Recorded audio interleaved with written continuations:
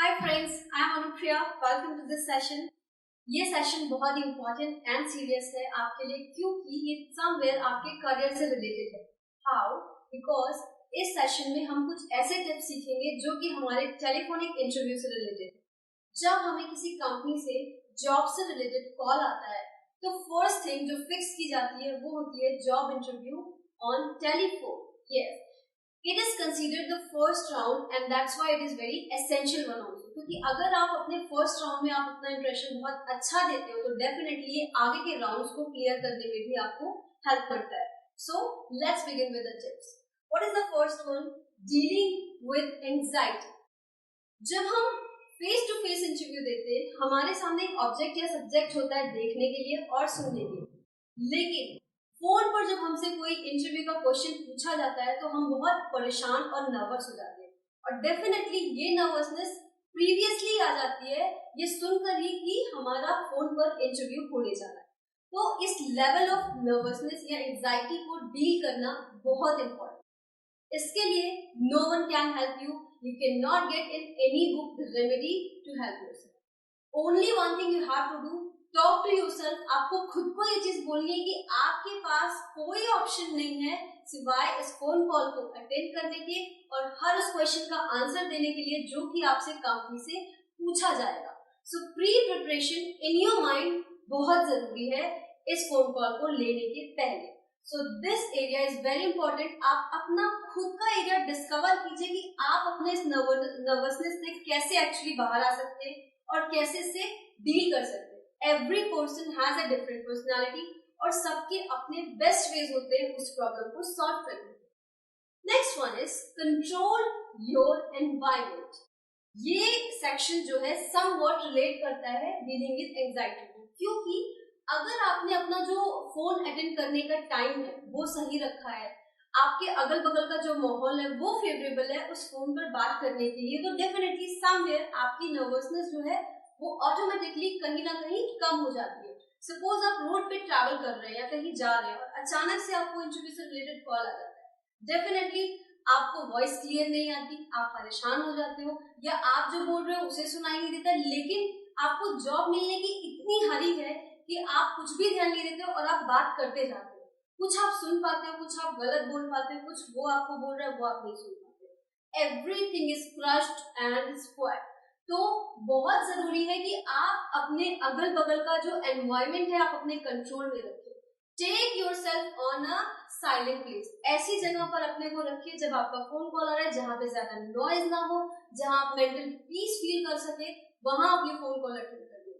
And this is up to you. Suppose अगर आपको phone आ भी गया है ऐसे भीड़ भाड़ के एरिया में तो definitely you can request the interviewer कि क्या आप मुझे इस पर्टिकुलर टाइम पर फोन कर सकते हैं, अभी मैं बात करने के सिचुएशन में नहीं हूँ. If you are requesting in the professional and formal manner, it's not a sin. You will get a call again.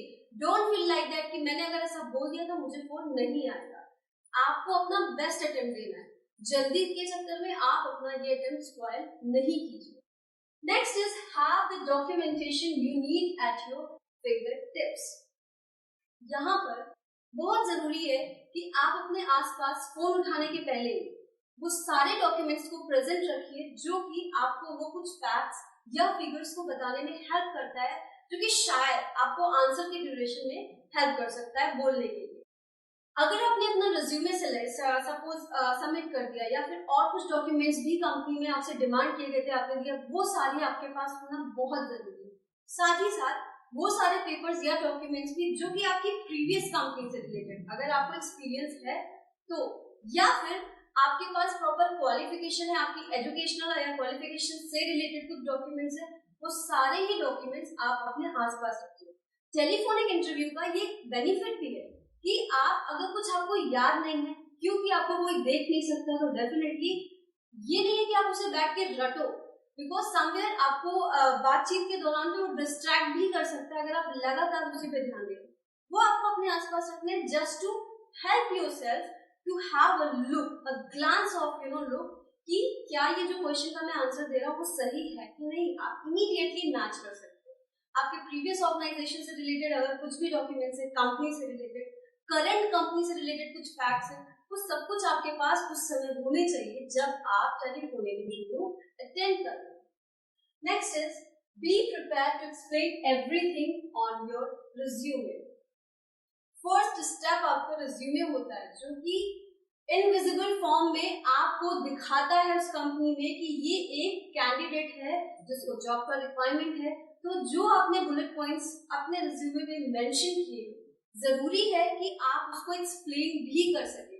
अगर आपने कुछ अपनी स्ट्रेंथ्स मेंशन करी है रिज्यूमे में या आपने कुछ अचीवमेंट्स मेंशन करी है तो उन सबसे रिलेटेड आपके पास फैक्ट्स होना बहुत जरूरी है।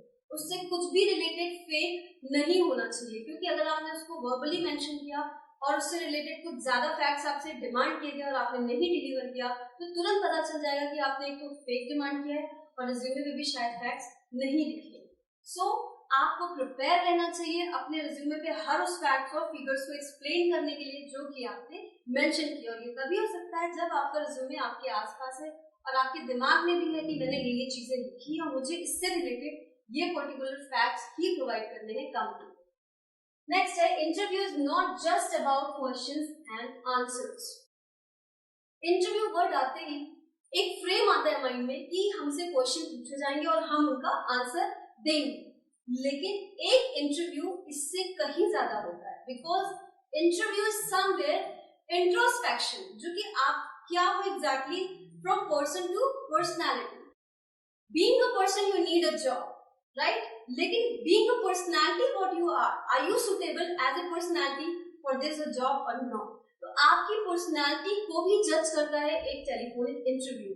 बहुत डिपेंड करता है कि आपका कम्युनिकेशन स्किल कैसा है, आप किस टोन में बात कर रहे हो, आप फॉर्मल हो या इनफॉर्मल हो। ये सारी चीजें कलेक्ट होकर ये आपका ट्रेट दिखाती हैं कि apart from answering that question what exactly you are. Experts have also said कि जो आपकी लैंग्वेज होती है या जिस तरीके से आप बात करते हो डेफिनेटली वो कहीं ना कहीं आपका पर्सनालिटी का ग्राफ तब बता देता है जब आपको कोई नहीं देख रहा होता है।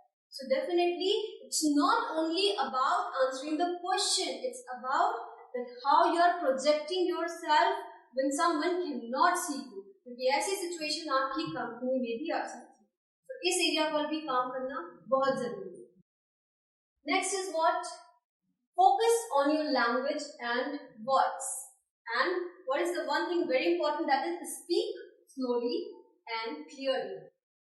आपका लैंग्वेज, मोड ऑफ लैंग्वेज आपने क्या सेलेक्ट किया है? सपोज आपको क्वेश्चंस इंग्लिश में पूछेगा, आपकी इंग्लिश बहुत अच्छी लेकिन आप नहीं जवाब दे सकते इंग्लिश में, so you can request the interviewer, you can apologise and very formally you can say कि मैं हिंदी लैंग्वेज सेलेक्ट करूंगा, इसका आंसर दे दूंगा।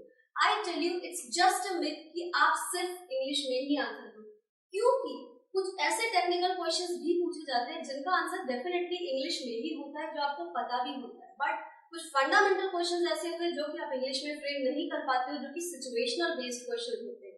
सो डेफिनेटली आपने जो लैंग्वेज सेलेक्ट करी है वो एग्जैक्टली क्या है, क्या आपको प्रॉपर कमांड है अपने आंसर देने की ड्यूरेशन में, बहुत इंपॉर्टेंट है। और नेक्स्ट है टोन ऑफ वॉइस। आपका टोन ऑफ वॉइस क्लियर होना चाहिए एंड स्लो होना चाहिए। इसके बेनिफिट्स हैं क्या कि जब आप स्लो बोलते हो, आप फोन पर बात कर रहे हो, तो you buy more time to gather your thoughts. आपको ज्यादा वक्त मिल जाता है सही आंसर को सोचने के लिए, एंड आपका साउंड जो होता है, आपकी जो वॉइस होती है वो इतनी क्लियर होती है कि इंटरव्यूअर आपको ठीक से सुन सकता है। इट मींस कि आपने जो कुछ भी बोला उसमें से कुछ भी कंटेंट मिस नहीं हुआ इंटरव्यूअर के सुनने। So this section is also very important कि आपने अपना टोन ऑफ वॉइस फॉर्मल रखा है, स्लो रखा है और क्लियर रखा है। आपका प्रोफेशनल एटीट्यूड ये बहुत ज्यादा बताएगा अगर आप इस वे में बात करते हो। नेक्स्ट है know your answers of the common questions. अगर आपको लगता है कि आप टेलीफोन पे इंटरव्यू दे रहे हो और यहाँ पर आपसे वो क्वेश्चंस नहीं पूछे जाएंगे जो कि आपको फेस टू फेस इंटरव्यू में पूछे जाते हैं, तो आप बिल्कुल गलत हो, क्योंकि यहाँ पर भी वो सेम क्वेश्चंस पूछे जा सकते हैं। The questions like tell me about something about yourself, this is also very common and popular question. Definitely a question आपको फोन पर पूछा जाता है। और what is your location, where you reside, आप जहाँ रहते हो आपकी लोकेशन क्या है, या फिर आपकी सैलरी के बारे में जो आपको प्रीवियसली कंपनी में मिल रही थी, आपके एक्सपीरियंस के बारे में, what experience already you have carried. सो ये सारे कॉमन क्वेश्चंस हैं जो कि आपको ऑलरेडी प्रिपेयर्ड होने चाहिए. Don't think in your mind कि ये क्वेश्चन सिर्फ फेस टू फेस इंटरव्यू में, जब वॉक इन इंटरव्यू होगा तभी पूछे जाएंगे. Best way to prepare the answers also कि आप अपने किसी भी फ्रेंड को जो कि ऑलरेडी जॉब कर रहा हो या सपोज नहीं भी कर रहा है, you can request the person just because phone calls are very less nowadays, so no need to take a pain in your mind कि फोन पर पैसे बहुत खर्च होंगे. Don't think like that. You can ask someone कि वो आपको phone करके as an interviewer pretend करे. He has to only ask one line of the question और बाकी का कंटेंट आपको बोलना है. तो वो एक बेस्ट मोड हो जाएगा आपकी प्रैक्टिस के लिए. या फिर आप मिरर के सामने भी खड़े होकर इसकी प्रैक्टिस कर सकते हो. लेकिन यहाँ एक इम्पोर्टेंट पॉइंट है कि आप जो भी फैक्ट्स बोलोगे वो सही बोलोगे. क्यों?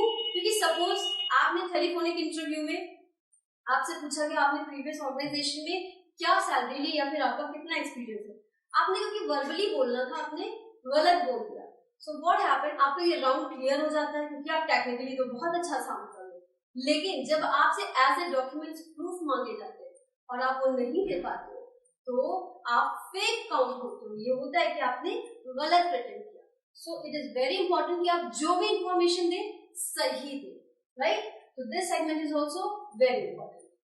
Now next is create a positive ending.